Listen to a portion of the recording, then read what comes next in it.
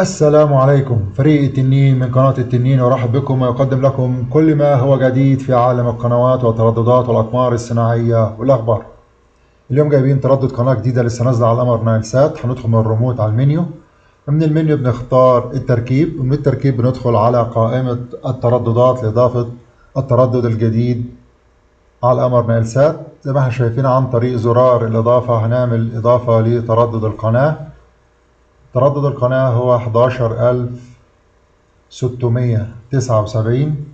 تردد هو 11679. معدل الترميز 27500. الاستقطاب عمودي.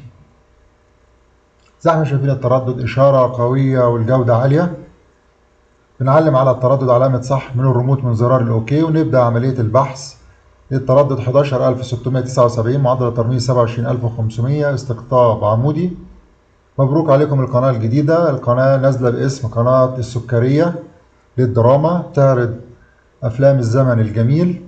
زي ما شايفين التردد ظاهر قدامنا على الشاشة 11679. معدل الترميز 27500. استقطاب عمودي.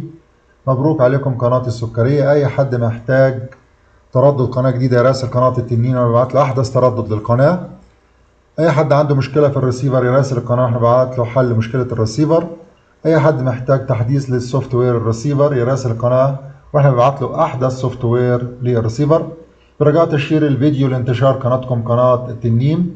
شكرا لمحبي ومتابعي قناة التنين على متابعة القناة، وانتظر مفاجآت قناة التنين في الأيام القادمة.